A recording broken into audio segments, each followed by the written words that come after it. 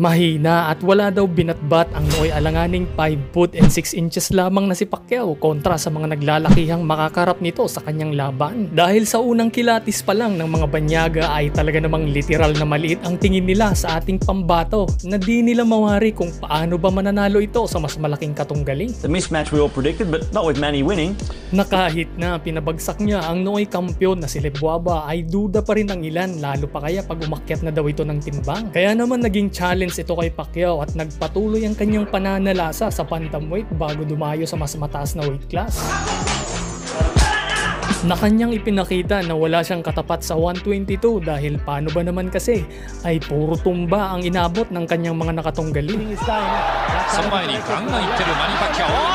Hanggang sa pinabagsak niya ang isang Meksikanong si Lucero na yun na nga ang nakatawag ng pansin na itapat ang nooy superstar nila na si Barrera.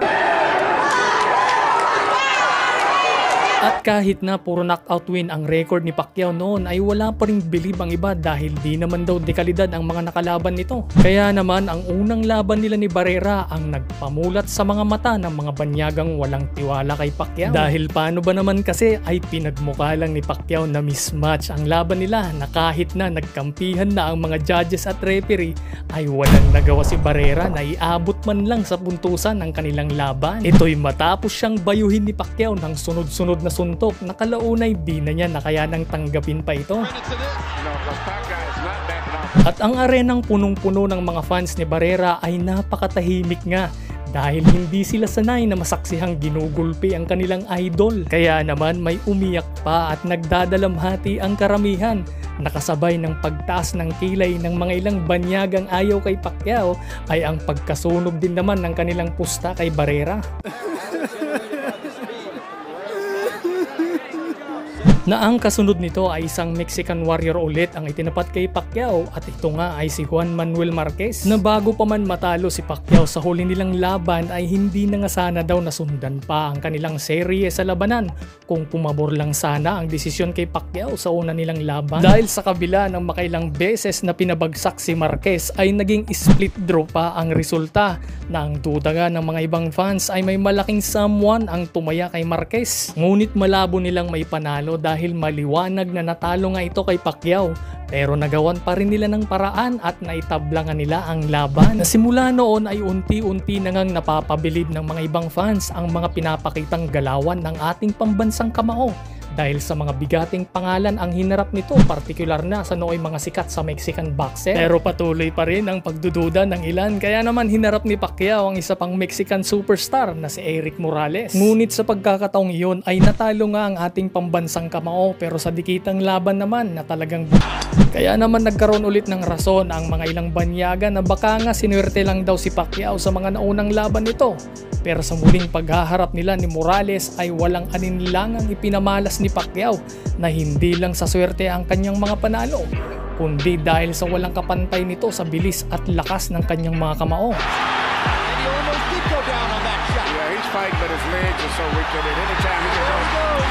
Na natameme ang mga banyaga at laging sunog ang kanilang pusta dahil paano ba naman kasi ay palaging nakataya sa mga Mexican superstar na pinagbabaklas lang ni Manny Pacquiao. At hindi na nga tinantanan ng mga Meksikano si Pacquiao dahil isa na namang pambato nila na si Hector Velasquez ang kanilang iniharap. Pero gaya rin ng kanilang superstar ay isa ring gulpi di gulat ang inabot sa ating pambansang kamao. Trying to finish it. Got 40 seconds to get it done. One of the most vicious finishers in the sport. Na hanggang sa Pilipinas ay dinayo naman siya ng isa na namang Mexican warrior na si Oscar Larios at buong puso itong nakipaglaban kay Pacquiao. Mabuhay Pilipinas! Ngunit di pa rin umubra sapagkat hindi man na-knockout ang kanilang pambato pero makailang beses ding tumba ang inabot nito. Kaya naman umuwi na namang sawi ang kanilang prospect. And 2 years younger and Larios looking down at the crowd. But back he goes. Na hindi pa talaga noon nagtapos ang serye ni Pacquiao sa mga Mexican Warrior dahil sa isa pang pambato nila na si George Solis na nooy wala pang talo. Ang nagbabaka sakaling may paghihiganti niya ang mga kalahin niyang bagsak ang inabot kay Pacquiao. Ngunit di niya akalain na mapapabilang din siya sa mga kasamahan niyang tumba din ang sinapit matapos matikman ang left and right ni Pacquiao. Solis' corner, Gennaro, we were both listening and they've invoked the family. He's in trouble and down goes Solis. Na halos mabansagan na ngang the Executioner ang ating pambansang kamao. Pero dahil sa respeto niya sa mga Meksikano ay hindi niya ito sinang-ayunan. At sa tindi ng ipinamalas niya sa galawan niya sa boxing ay halos pagdudahan na siya ng mga ilang banyaga na gumagamit na daw ito ng kung ano-anong enhancing drugs. Pero panay negatibo naman ang resulta. Kaya mas lalo pa niyang in-excite ang mga fans dahil bukod sa mga knockdown at knockout na kanyang ipinakita ay may mas malupit pa palang ginawa si Pacquiao sa kanyang mga nakatunggali na mas lalo na namang pinanganga ang mga banyagang hindi tanggap ang kanyang tagumpay sa boxing. Na yun nga ay ang pagdurog sa mukha ng kanyang mga kalaban na kahit na hindi knockout ang mga inabot nito. At heto ang 5 boksingerong wasak ang pagmumuka matapos ang laban nila kay Pacquiao.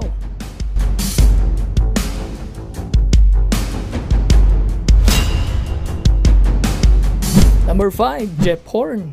Bagamat natalo si Pacquiao kay Jeff Horn ay butas ng karayom naman ang dinaanan nito dahil sa di niya inakalang magiging ube halaya ang kanyang pagmumuka matapos ang laban nila kay Pacquiao. Bago pa man maganap ang kanilang laban ay aakalaing mong member ito ng boy band dahil sa aliwalas ng kanyang pagmumuka at di may tatangging isa sa mga magagandang lalaki din na nakaharap ni Pacquiao sa boxing. Pero dahil sa may pagkabalasubas ito sa ring ay isa rin ito sa mga boksingerong nalamog ang pagmumuka dahil sa kagustuhan niyang magpakitang gilas sa kanyang mga kababayang nanonood ay pinilit niyang gulpihin ang ating pambansang kamao. Yun nga lang ay hindi niya kayang gawin sa malinis na paraan kaya naman sa Malay UFC at One Championship style ang kanyang ginawa para lang madungisan ang pagmumuka ni Pacquiao. Ngunit di nga nagpatinag ang ating pambansang kamao na kahit na baluarte ni Jeff Horn ang pinagdausan ng kanilang laban ay nagawa pa rin niyang makabawi sa kabila ng mga foul play na ginawa sa kanya at isa na riyan ang unti-unting pagdurog sa pagmumuka ni Jeff Horn lalo na sa round 9 na halos itigil na ng referee ang laban. Number 4, Miguel Cotto.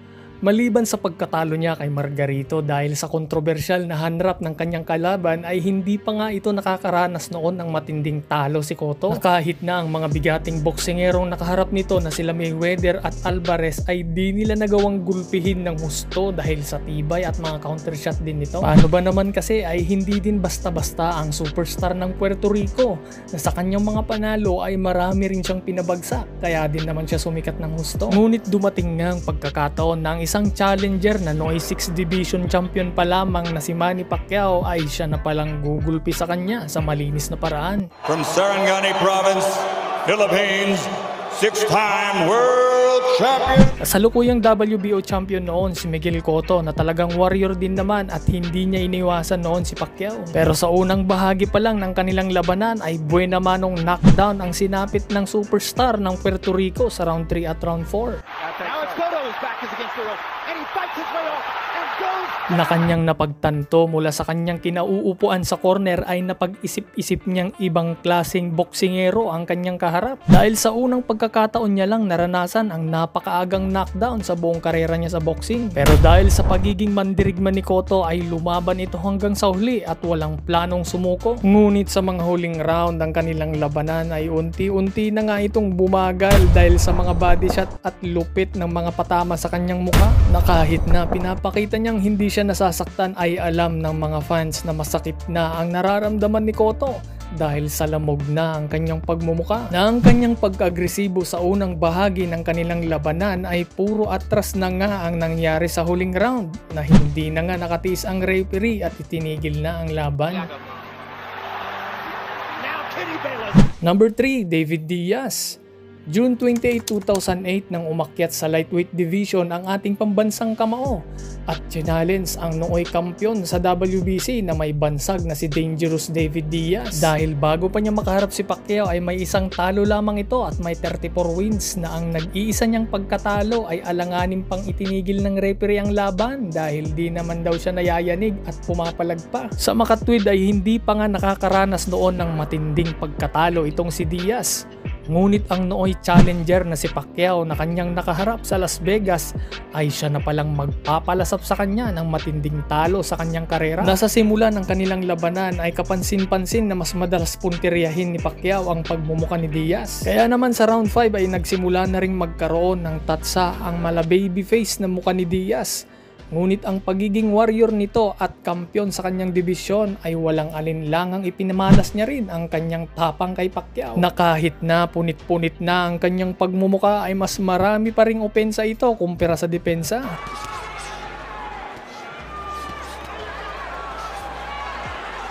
Na di naman tinantanan ni Pacquiao hanggang sa pagdating nga ng round 9 ay bukod sa lamog na ang mukha ni Diaz ay knockout pa ang sinapit.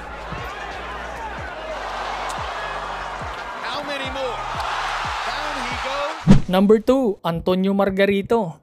Isa sa pinakahambog na nakatapat ni Pacquiao ay ang tinaguriang Tijuana Tornado ng Mexico na si Antonio Margarito. Dahil sa literal na maliit ang ating pambansang kamao at sa super welterweight pa noon tumunton ay di mawari ni Margarito kung makakatama ba si Pacquiao sa kanya. Pero bago pa man ang kanilang laban ay iba't ibang klaseng pang-iinsulto na ang inatupag nito kay Pacquiao na panay ang ngiti at ubod ng kumpiyansa sa sarili.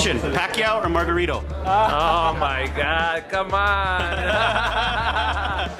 Dahilan naman na mas lalong na challenge ang ating pambansang kamao na hindi niya inakala na ang laban niya pala kay Pacquiao ay masahol pa sa maging kahinatnan ng isang knockdown sa laban. At bagamat hindi man napatumba ni Pacquiao itong si Tijuana Tornado ay bugbog black eye naman ang inabot nito. So Margarito, even though he was being that opponent, seemingly with that shot, he never has recuperated.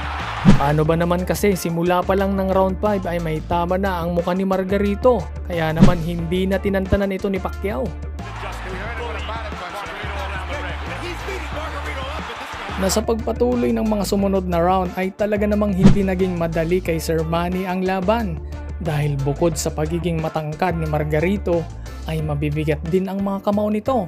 Pero nakayanan pa rin indain ng ating pambansang kamao. Hanggang sa huling round ay walang tigil pa rin ang pagpuntirya ni Pacquiao sa mukha ng katunggali na kahit na ito'y mga lamog na. At nairaos nga ni Margarito ang round 12 ng hindi na knockdown. Ngunit ang pinsalang kanyang nilasap sa kanyang pagmumuka ay ang sanhi ng pagkadepekto ng kanyang isang mata. A lot of guys that let guys miss punches, but they don't take advantage of it the way that he does. At ang number 1, Oscar De La Hoya. Hindi may tatanggi na isa rin ito sa may itsura at maliwalas ang pagmumuka bago ang laban kay Pacquiao. At kung pagbabasihan ang experience at katayuan nito ay di hamak na mas lamang noon ang tinaguriang Golden Boy na si De La Hoya. De La Hoya stops Chavez. Good shots by De La Hoya. An uppercut and Cabal is hurt. He's down. Kaya naman di may kakailan na pagdating sa betting odds ay marami ang paborito kay De La Hoya. Dahil na rin sa ito'y superstar na galing pa sa mabigat na dibisyon kontra kay Pacquiao na ang natural na timbang nito ay sa mababang weight class galing. Na inakala naman ng karamihan lalo na ang mga banyagang analyst na baka matinding injury ang matatamo ni Pacquiao sa kanilang laban. Na sa unang bahagi nga ng kanilang labanan ay talagang kumpiyansa si De La Hoya sa mga patama niya kay Pacquiao. Ngunit pagpatak ng round 6 ay dito na nga nagsimulang maging pinkish ang pagmumuka ni De La Hoya na malamang ay ramdam na niya ang sakit at sobrang bilis ng kamao ni Pacquiao. But Manny is too smart and too fast for him. At sa sumunod na round ay halos napapatras na lang at makikita sa kanyang body language na malapit na siyang sumuko, na siya namang ikinadismaya ng libu-libong nagtiwala at pumusta sa kanya, na kahit na bukol-bukol na ang mata ay nagbabakasakali pa rin na ituloy pa ang laban sa round 8. Ngunit isa na namang dilubyong round ang nalasap at para hindi na lumala ang pamamaga ng kanyang muka at maging violet na lahat ay nagpasya na nga si De La Hoya na hindi na lang ituloy ang laban pagkatapos ng round 8. Comment lang po at huwag kalimutang i-like at mag-subscribe na rin para lagi po kayong updated sa mga upcoming videos pa po natin.